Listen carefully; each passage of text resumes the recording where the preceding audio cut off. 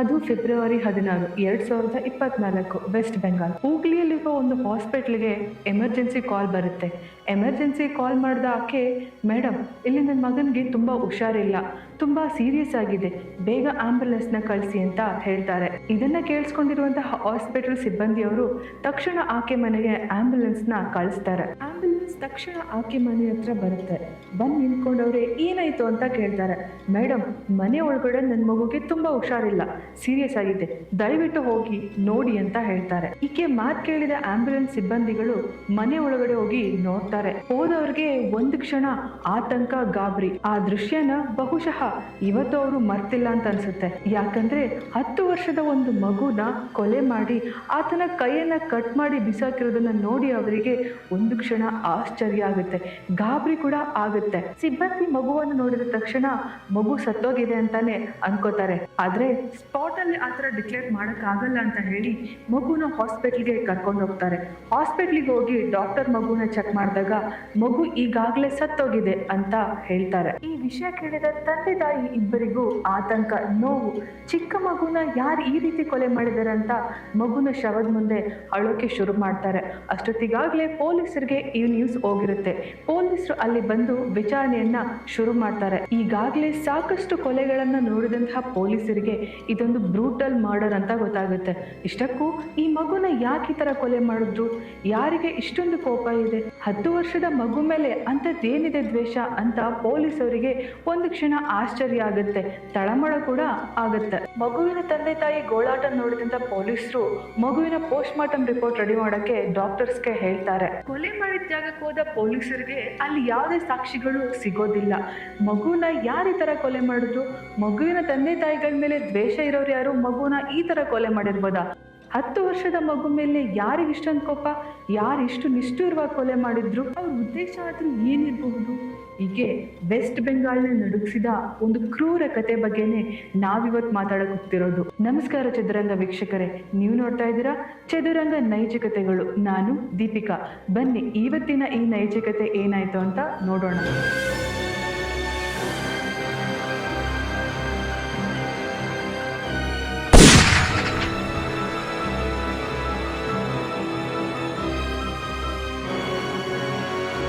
ಈ ಕಡೆ ಇನ್ವೆಸ್ಟಿಗೇಷನ್ ನಡೆಸ್ತಾ ಇರೋ ಪೊಲೀಸರು ಮಗುವಿನ ಕೊಲೆಯಾದ ಜಾಗಕ್ಕೆ ಹೋಗ್ತಾರೆ. ಆದ್ರೆ ಅಲ್ಲಿ ಅವ್ರಿಗೆ ಯಾವುದೇ ಸಾಕ್ಷಿಗಳು ಸಿಗೋದಿಲ್ಲ.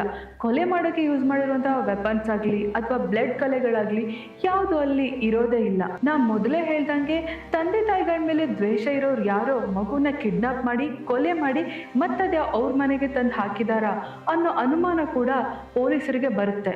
ಮಗುವಿನ ತಂದೆ ತಾಯಿನ ವಿಚಾರಣೆ ಮಾಡಿದಂತಹ ಪೊಲೀಸರು ಮಗು ಕೊಲೆಯ ದಿನ ನೀವೆಲ್ಲಿದ್ರಿ, ನಿಮಗೆ ಇದ್ರ ಅರಿವು ಆಗ್ಲೇ ಇಲ್ವಾ ಅಂತ ಕೇಳ್ತಾರೆ.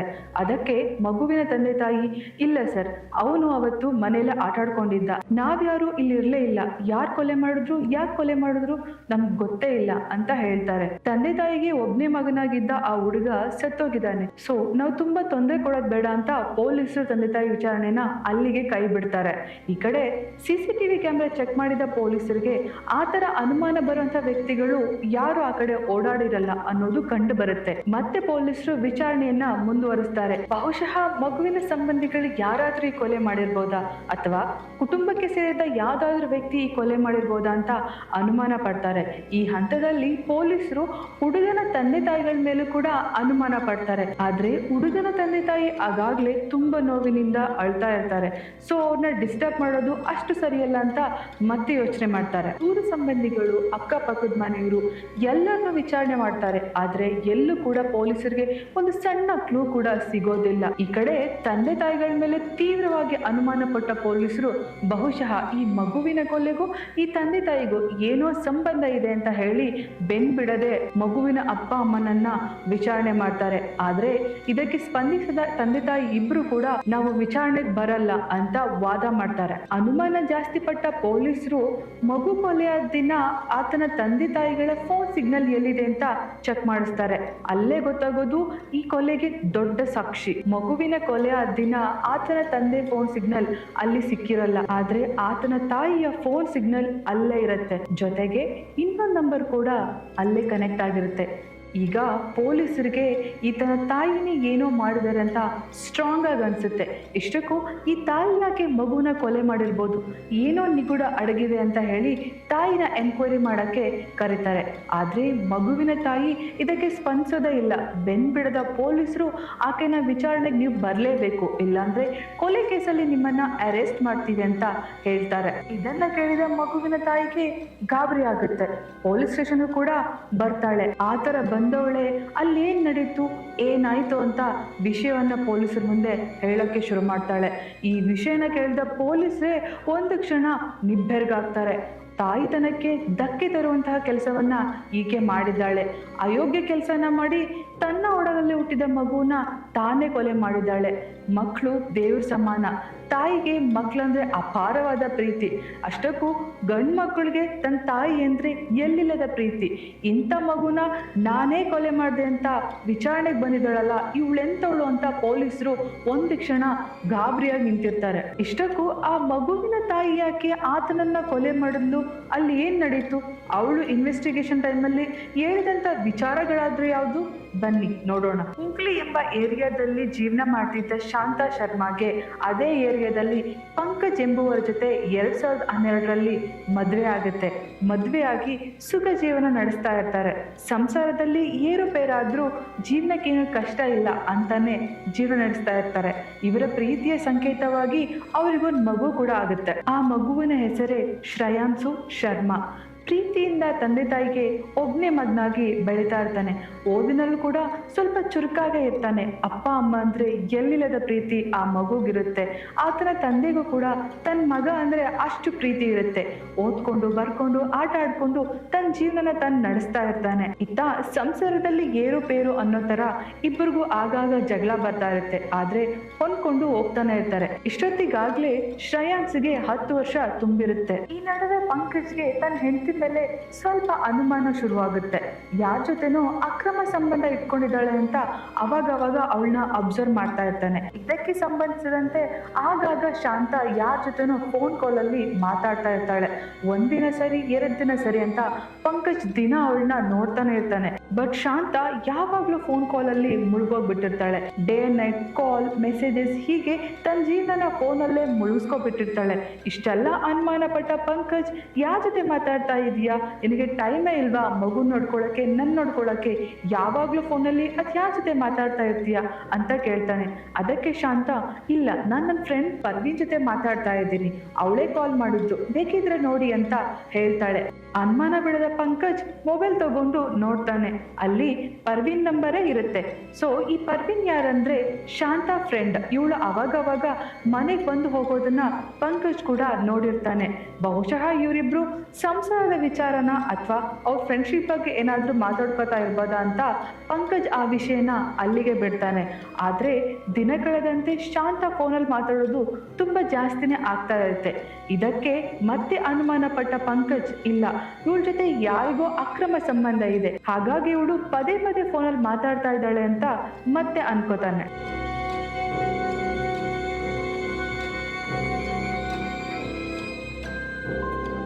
ಈ ತರ ದಿನ ಕಳೆದಂತೆ ಅನುಮಾನ ಜಾಸ್ತಿಯಾದ ಪಂಕಜ್ಗೆ ಒಂದಿನ ಶಾಂತಾಳ ನಿಜ ರೂಪ ಹೊರಗಡೆ ಬಂದೇ ಬಿಡುತ್ತೆ.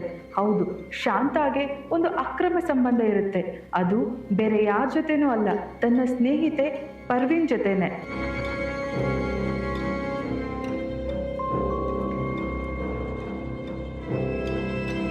ಇದನ್ನ ಕೇಳಿದ ಪಂಕಜ್ಗೆ ಶಾಕ್ ಆಗುತ್ತೆ, ದುಃಖನೂ ಆಗುತ್ತೆ, ಆತಂಕ ಆಗುತ್ತೆ. ಎಸ್, ಪಂಕಜ್ ಅನುಮಾನ ಪಟ್ಟಿದ್ದು ನಿಜನೇ ಆಯ್ತು. ಶಾಂತ ಮತ್ತೆ ಪರ್ವಿಂದು ಬರೀ ಸ್ನೇಹ ಸಂಬಂಧ ಅಲ್ಲ, ಅವರಿಬ್ಬರಿಗೆ ಅಕ್ರಮ ಸಂಬಂಧ ಇದೆ. ಅಂದ್ರೆ ಶಾಂತ ಮತ್ತೆ ಪಂಕಜ್ ಇಬ್ರು ಲೆಸ್ಬಿಯನ್. ಶಾಂತ ಮದ್ವೆಗೂ ಮುಂಚೆನೆ ಪರ್ವಿನ್ ಜೊತೆ ಈ ತರ ಅಕ್ರಮ ಸಂಬಂಧನ ಇಟ್ಕೊಂಡಿದ್ಲು. ಮದ್ವೆ ಆದ್ಮೇಲೂ ಕೂಡ ಈ ಸಂಬಂಧನ ಮುಂದುವರ್ಸಕ್ಕೆ ಶುರು ಮಾಡಿದ್ರು. ಅಲ್ಲದೆ ಪರ್ವಿನ್ಗೆ 2019ರಲ್ಲಿ ಬೇರೊಬ್ಬ ಗಂಡಸಿನ ಜೊತೆ ಮದ್ವೆ ಆಗಿತ್ತು. ಆದ್ರೆ ನನ್ಗೆ ಶಾಂತಾನೇ ಬೇಕು ಅಂತ ಹೇಳಿ ಗಂಡನಿಂದ ಡಿವೋರ್ಸ್ ತಗೊಂಡು ಶಾಂತ ಹತ್ರನೇ ಬಂದು ಬಂದು ಇವರ ಅಕ್ರಮ ಸಂಬಂಧವನ್ನ ಯಾರಿಗೂ ಕಾಣ್ದಂಗೆ ಮುಂದುವರಿಸ್ತಾ ಇದ್ರು. ಈ ವಿಷಯ ಎಲ್ಲ ಗೊತ್ತಾದ ಪಂಕಜ್ಗೆ ಏನ್ ಮಾಡ್ಬೇಕು ಅಂತ ಗೊತ್ತಾಗದೆ ಶಾಕ್ ಅಲ್ಲೇ ಇರ್ತಾನೆ. ಇದನ್ನ ಪಬ್ಲಿಕ್ ಮಾಡಬಾರ್ದು, ಹೇಳಿದ್ರೆ ನನ್ ಮಾನ ಮರ್ಯಾದೆ ಹೋಗುತ್ತೆ, ನನ್ನ ಸಂಸಾರ ಹಾಳಾಗುತ್ತೆ, ಅಲ್ಲದೆ ನನ್ನ ಮಗನ ಭವಿಷ್ಯಕ್ಕೆ ಇದು ಪೆಟ್ಟು ಬೀಳುತ್ತೆ ಅಂತ ಹೇಳಿ ಇದನ್ನ ಮುಚ್ಚಿಡ್ತಾನೆ. ಬಹುಶಃ ಪಂಕಜ್ ಆವತ್ತು ಆ ಸಂಬಂಧವನ್ನ ಹೊರಗಡೆ ತೆಗೆದಿದ್ರೆ ತನ್ನ ಮಗುನ ತಾನು ಕಳ್ಕೊತಾನೆ ಇರ್ಲಿಲ್ವೇನೋ. ಅವನ್ ಮುಚ್ಚಿಟ್ಟ ಆ ವಿಷಯನೇ ತನ್ನ ಮಗುಗೆ ಯಮಪಾಶ ಆಗಿ ಬರುತ್ತೆ ಅಂತ ಅವನ್ ಅನ್ಕೊಂಡೇ ಇರ್ಲಿಲ್ಲ. ಪಂಕಜ್ ಮಾಡಿದ ತಪ್ಪೆ ಈ ವಿಷಯ ಎಲ್ಲ ಗೊತ್ತಿದ್ರು ಗೊತ್ತಿಲ್ದೇ ಇರೋ ಹಾಗೆ ನಡ್ಕೊಂಡಿದ್ದು. ಬಹುಶಃ ಈ ಒಂದು ಕ್ಷಣಕ್ಕಾಗೇನೆ ಶಾಂತ ಮತ್ತೆ ಪರ್ವೀನ್ ಕಾಯ್ತಾ ಇದ್ರು ಅನ್ಸುತ್ತೆ. ಯಾಕಂದ್ರೆ ತನ್ನ ಗಂಡ ಪಂಕಜ್ಗೆ ತಮ್ಮ ವಿಷಯ ಎಲ್ಲ ಗೊತ್ತಾದ್ರೂ ಏನು ಅಬ್ಯೂಸ್ ಮಾಡ್ತಾ ಇಲ್ಲ. ಹಾಗಿದ್ರೆ ಅವನು ಇನ್ ಮುಂದೆ ನಮ್ಮನ್ನ ಕೇಳಲ್ಲ ಅಂತ ಖುಷಿಯಾಗಿ ಅವ್ರ ಅಕ್ರಮ ಸಂಬಂಧವನ್ನ ಮುಂದುವರಿಸ್ತಿದ್ರು. ಅವತ್ತೊಂದಿನ ಯಾರು ಊಹಿಸಲಾಗದ ದಿನ ಬಂದೇ ಬಿಡ್ತು. ಎಂದಿನಂತೆ ಶ್ರೇಯಾಂಶು ಶರ್ಮಾ ಸ್ಕೂಲ್ಗೆ ಹೋಗಿರ್ತಾನೆ. ಆದ್ರೆ ಶಾಂತ ಮತ್ತೆ ಪರ್ವೀನ್ ಮನೆಯಲ್ಲೇ ಇಬ್ರು ಒಂದಾಗಿರ್ತಾರೆ. ಸ್ಕೂಲ್ ಮುಗಿಸ್ಕೊಂಡು ಬಂದ ಶ್ರೇಯಾಂಶು ಶರ್ಮಾ ಮನೆ ಒಳಗಡೆ ಹೋಗ್ಬೇಕಂತ ಡೋರ್ ಓಪನ್ ಮಾಡ್ತಾನೆ. ಡೋರ್ ಓಪನ್ ಮಾಡಿದ 10 ವರ್ಷದ ಬಾಲಕನ ಮುಂದೆ ತಾನು ಏನ್ ನೋಡ್ತಾ ಇದ್ದೀನಿ ಅಂತ ಅರಿವೇ ಇಲ್ದಾಗೆ ನಿಂತ್ಕೋತಾನೆ. ಬಿಕಾಸ್ ಶಾಂತ ಮತ್ತೆ ಪರ್ವೀನ್ ಇಬ್ರು ಲೈಂಗಿಕ ಕ್ರೀಡೆಯಲ್ಲಿ ತೊಡಗಿರ್ತಾರೆ. ಇದನ್ನ ನೋಡಿದ ಶ್ರೇಯಾಂಶುಗೆ ಒಂದು ಕ್ಷಣ ಗಾಬರಿ ಆಗುತ್ತೆ. 10 ವರ್ಷದ ಮಗುಗೆ ಏನ್ ತಾನೇ ಅರ್ಥ ಆಗಿರುತ್ತೆ. ಸುಮ್ಮನೆ ಅವನ ಪಾಡಿಗೆ ಅವನು ನಿಂತ್ಕೊಂಡಿರ್ತಾನೆ. ಗಾಬರಿಗೊಂಡ ಶಾಂತ ಮಗುವಿನ ಹತ್ರ ಬಂದು ನೀನೇನ್ ನೋಡ್ದೆ, ಅಲ್ಲೇನಾದ್ರೂ ನೋಡ್ದ, ಯಾರಿಗೂ ಹೇಳ್ಬೇಡ ಅಂತ ಹೇಳಿರ್ತಾಳೆ. ಆದ್ರೆ ಶ್ರೇಯಾಂಶು ಶರ್ಮಾ ಅಷ್ಟೊತ್ತಿಗಾಗ್ಲೇ ಮೌನ ಜಾರಿರ್ತಾನೆ. ಅಲ್ಲೇನಾಯ್ತು ಅಂತ ಗೊತ್ತಿರಲ್ಲ. ಆದ್ರೆ ಏನೋ ಒಂದು ತಪ್ಪಾಗಿದೆ ಅಂತ ಮಾತ್ರ ಅವನಿಗೆ ಅನಿಸ್ತಾ ಇರುತ್ತೆ. ಅದಕ್ಕೆ ಅವನು ಅವ್ರ ಅಮ್ಮನ ಜೊತೆ ಮಾತಾಡದೆ ಸೈಲೆಂಟ್ ಆಗಿ ಕೂತ್ಕೊಂಡಿರ್ತಾನೆ. ಇತ್ತ ಗಂಡನ್ಗೆ ವಿಚಾರ ಗೊತ್ತಿದ್ರೂ ಕಲ್ಲಿನ ಹಾಗೆ ಓಡಾಡ್ತಿದ್ದ ಶಾಂತಾಗೆ ಮಗನ್ಗೆ ವಿಷಯ ತಿಳಿದ ತಕ್ಷಣ ಗಾಬರಿ ಆಗುತ್ತೆ. ಮಗ ಎಲ್ಲಾದ್ರೂ ಹೋಗಿ ಫ್ಯಾಮಿಲಿ ಮೆಂಬರ್ಸ್ ಹತ್ರ ಹೇಳ್ಬಿಡ್ತಾನ, ಹೊರಗಡೆ ಹೋಗಿ ಹೇಳ್ಬಿಡ್ತಾನ, ಜನ ಏನ್ ಹೇಳ್ತಾರೆ, ಜನಗಳಿಗೆ ಗೊತ್ತಾದ್ರೆ ನನ್ನ ಮತ್ತೆ ಪರ್ವೀನ್ನ ದೂರ ಮಾಡ್ಬಿಡ್ತಾರೆ ಅಂತ ಯೋಚನೆ ಮಾಡೋಕ್ ಶುರು ಮಾಡ್ತಾಳೆ. ಗಾಬರಿಗೊಂಡ ಶಾಂತ ಪರ್ವೀನ್ ಜೊತೆ ಡಿಸ್ಕಷನ್ ಮಾಡ್ತಾಳೆ. ನನ್ನ ಮಗ ಈ ತರ ನೋಡಿದನಲ್ಲ, ಏನ್ ಮಾಡೋದು, ಅವನೆಲ್ಲಾದ್ರೂ ಹೊರಗಡೆ ಹೇಳ್ಬಿಟ್ರೆ ತುಂಬಾ ಕಷ್ಟ ಆಗುತ್ತೆ, ನಾವಿಬ್ರು ದೂರ ಆಗ್ಬಿಡ್ತೀವಿ, ಇದಕ್ಕೊಂದು ಪರಿಹಾರ ಹುಡುಕ್ಲೇಬೇಕು ಅಂತ ಹೇಳ್ತಾಳೆ. ಅದಕ್ಕೆ ಪರ್ವೀನ್ ಕೂಡ ಒಂದು ಉಪಾಯವನ್ನೇ ಕೊಡ್ತಾಳೆ. ಅದೇನಂದ್ರೆ ಮಗುವಿನ ಕೊಲೆ. ಆ ಮಾತು ಕೇಳಿದ ಶಾಂತಾಗೆ ಒಂದು ಕ್ಷಣ ಗಾಬರಿ ಆಗುತ್ತೆ. ಕೊಲೆನಾ? ಯಾಕೆ ಕೊಲೆ, ಯಾಕೆ ಕೊಲೆ ಮಾಡ್ಬೇಕು ಅಂತ ಪ್ರತ್ಯುತ್ತರ ಕೇಳ್ತಾಳೆ. ಅದಕ್ಕೆ ಪರ್ವೀನ್, ಹೌದು, ನನ್ನ ನಿನ್ನ ಸಂಬಂಧನ ನೋಡಿರೋದು ನಿನ್ ಮಗ ಮಾತ್ರ, ಅವನನ್ನೇ ಕೊಲೆ ಮಾಡ್ಬಿಟ್ರೆ ಯಾರಿಗೂ ಸಾಕ್ಷಿ? ಹೌದು, ನನ್ನ ನಿನ್ನ ಸಂಬಂಧದ ಬಗ್ಗೆ ಗೊತ್ತಿರೋದು ನಿನ್ ಗಂಡನಿಗೆ, ಆದ್ರೆ ನಿನ್ ಗಂಡ ಎಲ್ಲೂ ಬಾಯ್ ಬಿಡಲ್ಲ. ಈಗ ಮಗನಿಗೆ ವಿಚಾರ ಗೊತ್ತಾಗಿದೆ, ಮಗ ಎಲ್ಲಾದ್ರೂ ಹೊರಗಡೆ ಬಾಯ್ ಬಿಟ್ರೆ ನಮ್ಮ ಮರ್ಯಾದೆ ಹೋಗುತ್ತೆ. ಅವನ್ ಬಾಯ್ ಬಿಡಬಾರ್ದು ಅಂದ್ರೆ ಅವನ್ ಬಾಯಿ ಮುಚ್ಚಿಸ್ಬೇಕು. ಹಂಗಾದ್ರೆ ಅವನ್ನ ಕೊಲೆ ಮಾಡಿದ್ರೆ ನಾವಿಬ್ರು ಹಾಯಾಗಿ ಆರಾಮಾಗಿ ಸುಖವಾಗಿರ್ಬೋದು ಅಂತ ಶಾಂತ ತಲೆಗೆ ತುಂಬ್ತಾಳೆ. ಅಷ್ಟೊತ್ತಿಗಾಗಲೇ ಶಾಂತಾಗೆ ಕಾಮದ ಮುಂದೆ ತಾಯ್ತನ ಮುಚ್ಚೋಗಿರುತ್ತೆ. ತನ್ನ ಮಗುನ ಕೊಲೆ ಮಾಡ್ಬೇಕು ಅಂತ ಹೇಳಿ ಮಗುವಿನ ಸಾವಿಗೆ ಮುಹೂರ್ತ ಬರೆಯಕ್ ಶುರು ಮಾಡ್ತಾಳೆ ಪಾಪಿ ಶಾಂತ. ಫೆಬ್ರವರಿ 16, 2024 ಪಂಕಜ್ ಎಂದಿನಂತೆ ಕೆಲ್ಸಕ್ಕಂತ ಹೊರಡ್ತಾನೆ. ಈ ಕಡೆ ಶ್ರೇಯಾಂಶು ಶರ್ಮಾಗೆ ತಾಯಿ ಶಾಂತ ಇವತ್ತು ಸ್ಕೂಲ್ಗೆ ಹೋಗ್ಬೇಡ, ಮನೇಲೆ ಆರಾಮಾಗಿ ಆಟ ಆಡ್ಕೊಂಡಿರು ಅಂತ ಹೇಳ್ತಾಳೆ. ಆಕೆ ಮಾತು ಕೇಳಿದ ಶ್ರೇಯಾಂಶುಗೆ ಖುಷಿ ಆಗುತ್ತೆ. ಆಟ ಆಡ್ಬೋದು, ಇವತ್ತು ಸ್ಕೂಲ್ ಇಲ್ಲ ಅಂತ ಹೊರಗಡೆ ಗ್ರೌಂಡ್ ಅಲ್ಲಿ ಆಟ ಆಡ್ತಿರ್ತಾನೆ. ಗಂಡ ಮನೆಯಿಂದ ಆಚೆ ಹೋದ, ಮಗ ಇವತ್ತು ಸ್ಕೂಲ್ಗೆ ಹೋಗಿಲ್ಲ ಅಂತ ಪರ್ವೀನ್ಗೆ ಫೋನ್ ಮಾಡಿ ಇನ್ಫಾರ್ಮ್ ಮಾಡ್ತಾಳೆ. ಪರ್ವೀನ್ ಕೂಡ ತಕ್ಷಣ ಶಾಂತ ಮನೆಗೆ ಬರ್ತಾಳೆ. ಬಂದವಳೆ ಕೊಲೆ ಮಾಡಕ್ಕೆ ಎಲ್ಲ ಆಯುಧಗಳನ್ನ ರೆಡಿ ಮಾಡ್ಕೊಂಡಿರ್ತಾರೆ. ಕಾಮದ ಆಸೆಗಾಗಿ ತನ್ನ ತಾಯ್ತನವನ್ನೇ ಮರೆತ ಶಾಂತ ಮಗುನ ಮನೆ ಒಳಗಡೆ ಬಾ ಅಂತ ಕರೀತಾಳೆ. ಮನೆ ಒಳಗಡೆ ಬಂದ ಮಗುವಿಗೆ ಪರ್ವೀನ್ ಒಂದು ದೊಡ್ಡ ಕಬ್ಬಿಣದ ರಾಡಿಂದ ತಲೆ ಹೊಡಿತಾಳೆ. ಈ ಕಡೆ ಶಾಂತ ಕೂಡ ಕ್ರಿಕೆಟ್ ಬ್ಯಾಟ್ ಇಂದ ಮಗುವಿನ ತಲೆಗೆ ಜೋರಾಗಿ ಹೊಡಿತಾಳೆ. ಹೊಡೆತದ ರಭಸಕ್ಕೆ ಮಗು ಕೆಳಗಡೆ ಬಿದ್ದ್ಬಿಡುತ್ತೆ. ರಕ್ತದ ಮಡುವಿನಲ್ಲಿ ಒದ್ದಾಡ್ಕೊಂಡು ನರಳಾಡ್ತಾ ಕಿರ್ಚಾಡ್ತಾ ಇರುತ್ತೆ ಆ ಮಗು. ಆದ್ರೂ ಬಿಡದ ಇಬ್ಬರು ಪಾಪಿಗಳು ಮಗುವಿಗೆ ರಾಡಿನಿಂದ ಒಡೆಯೋಕೆ ಶುರು ಮಾಡ್ತಾರೆ. ಅತಿ ಹೆಚ್ಚು ನೋವಿನಿಂದ ನರಳಿ ನರಳಿ ತನ್ನ ಪ್ರಾಣನೇ ಬಿಡ್ತಾನೆ 10 ವರ್ಷದ ಶ್ರೇಯಾಂಶು ಶರ್ಮಾ. ಪಾಪಿಗಳಿಬ್ರು 10 ವರ್ಷದ ಆ ಬಾಲಕನನ್ನ ವಿಕೃತವಾಗಿ ಕೊಲೆ ಮಾಡೇ ಬಿಡ್ತಾರೆ. ಕೊಲೆ ಆದ್ಮೇಲೆ ಮಗುವಿನ 2 ಕೈಯನ್ನ ತುಂಡು ತುಂಡಾಗಿ ಕತ್ತರಿಸ್ತಾರೆ. ಏನು ಅರಿಯದ 10 ವರ್ಷದ ಮಗು ತನ್ನ ಪ್ರಾಣವನ್ನ ಬಿಡ್ತಾನೆ. ತಾಯಿ ಮಾಡಿದ ತಪ್ಪಿಗಾಗಿ ತನ್ನ ಅಮೂಲ್ಯವಾದ ಜೀವನನ ಕಳ್ಕೊತಾನೆ. ಇದು ಪೊಲೀಸ್ ವಿಚಾರಣೆಯಲ್ಲಿ ಶಾಂತ ಮತ್ತೆ ಪರ್ವೀನ್ ಹೇಳಿದ ಸಂಗತಿಗಳು. ಈ ವಿಷಯನ ಕೇಳಿದ ಪೊಲೀಸ್ ಮತ್ತೆ ವೆಸ್ಟ್ ಬೆಂಗಾಲ್ ಜನಗಳು ಎಲ್ಲರೂ ಒಂದು ಕ್ಷಣ ಭಯದಿಂದ ನಡುಗೋದ್ರು. ಇಷ್ಟಕ್ಕೂ ಇಂಥ ಒಬ್ಬ ಕ್ರೂರಿ ತಾಯಿನೂ ಪ್ರಪಂಚದಲ್ಲಿ ಇದ್ದಾಳ ಅಂತ ಅನ್ಸುತ್ತೆ. ಫೆಬ್ರವರಿ 28, 2024 ಈ ಕೊಲೆ ಕೇಸಲ್ಲಿ ಇವರಿಬ್ಬರನ್ನ ಅರೆಸ್ಟ್ ಮಾಡ್ತಾರೆ. ಅದಾದ್ಮೇಲೆ ಕೊಲೆಗೆ ಉಪಯೋಗಿಸಿದಂಥ ಆಯುಧಗಳು ಅಂದ್ರೆ ಕಬ್ಬಿಣದ ರಾಡ್ ಹಾಗೂ ಬ್ಯಾಟ್ ಕೂಡ ವಶಕ್ಕೆ ಪಡ್ಕೋತಾರೆ. ಈ ಕೇಸ್ ಇವಾಗ್ಲೂ ಕೂಡ ವಿಚಾರಣೆಯಲ್ಲಿ ನಡೀತಾನೆ ಇದೆ. ಖಂಡಿತ ಇವರಿಬ್ಬರಿಗೆ ಶಿಕ್ಷೆ ಆಗೇ ಆಗುತ್ತೆ. ಶಿಕ್ಷೆ ಆಗ್ಬೇಕಂತಾನೆ ವೆಸ್ಟ್ ಬೆಂಗಾಲ್ ಜನ ಎಲ್ಲರೂ ಕೂಡ ಪ್ರೊಟೆಸ್ಟ್ ಮಾಡಿದ್ರು.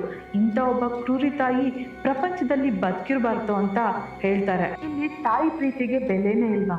ಕಾಮದಲ್ಲಿ ತಾಯಿ ಪ್ರೀತಿ ಕಣ್ಣು ಮುಚ್ಕೋತಾ ತಾನು ಮಾಡಿದ ತಪ್ಪಿಗಾಗಿ ತಾನೇ 9 ತಿಂಗಳು ಹೊತ್ತು ಎತ್ತು ಜನ್ಮ ಕೊಟ್ಟ ಮಗುನ ಇಷ್ಟು ಕ್ರೂರವಾಗಿ ಕೊಲೆ ಮಾಡೋರು ಭೂಮಿ ಮೇಲೆ ಇರ್ತಾರ? ಎಷ್ಟೋ ಜನಕ್ಕೆ ಮಕ್ಕಳಾಗಿಲ್ಲ ಅಂತ ಗೋಳಾಡ್ತಾರೆ. ಕಂಡ ದೇವಸ್ಥಾನಕ್ಕೆ ಹೋಗಿ ಪೂಜೆ ಮಾಡ್ತಾರೆ. ಹಾಸ್ಪಿಟ್ಲಿಗೆ ಹೋಗಿ ಯಾವ್ದಾವ್ದೋ ಚಿಕಿತ್ಸೆ ಮೂಲಕ ಮಗುನ ಪಡ್ಕೋತಾರೆ. ಬಾಡಿಗೆ ತಾಯಿ ಮೂಲಕನೂ ಮಗುನ ಪಡ್ಕೋತಾರೆ. ಆದ್ರೆ ಪಾಪಿ ಶಾಂತ ತನ್ನ ಹುಟ್ಟಿದ ಮುದ್ದಾದ ಗಂಡು ಮಗುನ ತನ್ನ ಕಾಮದ ಆಸೆಗಾಗಿ ಕೊಲೆ ಮಾಡಿದ್ಲು. ತಾಯ್ತನಕ್ಕೆ ಧಕ್ಕೆ ಬರೋ ಕೆಲಸನೇ ಈಕೆ ಮಾಡಿದ್ಲು. ಬಹುಶಃ ಇನ್ನೊಂದು ಜನ್ಮ ಅಂತ ಇದ್ರೆ ಈಕೆ ಹೆಣ್ಣಾಗಿ ಹುಟ್ಲೇಬಾರ್ದು. ಹುಟ್ಟಿದ್ರು ಇವಳಿಗೆ ಮಕ್ಕಳು ಕೂಡ ಆಗ್ಬಾರ್ದು ಅಂತ ವೆಸ್ಟ್ ಬೆಂಗಾಲ್ ಜನಗಳು ಈಕೆನ ಶಪಿಸದ ದಿನಾನೇ ಇಲ್ಲ. ಬಹುಶಃ ಇಂಥದ್ದೊಂದು ಘಟನೆ ನಿಮ್ ಸುತ್ತಮುತ್ತ ಎಲ್ಲಾದ್ರೂ ನಡೆದಿರಬಹುದಾ ಅಥವಾ ನಡೆದಿದ್ಯಾ? ಶಾಂತ ಮತ್ತೆ ಪರ್ವೀನ್ ಇಬ್ರು ಕೂಡ ಜೈಲಲ್ಲೇ ಇದ್ದಾರೆ. ಆದ್ರೆ ಇವರಿಬ್ಬರನ್ನ ಒಂದೇ ಸೆಲಲ್ಲಿ ಹಾಕ್ಬಾರ್ದು. ಬಿಕಾಸ್ ಅವರಿಬ್ರು ಆಲ್ರೆಡಿ ಲೆಸ್ಬಿಯನ್ಸ್ ಅಲ್ವಾ?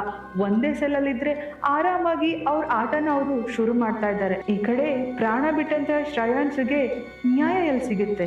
ಹಾಗಾಗಿ ಇವರಿಬ್ಬರಿಗೆ ಖಂಡಿತ ದೊಡ್ಡ ಶಿಕ್ಷೆ ಆಗ್ಲೇಬೇಕು. ಇವರಿಬ್ರು ಜೀವನ ಪೂರ್ತಿ ಜೈಲಿಂದ ಹೊರಗಡೆ ಬರ್ಲೇಬಾರ್ದು.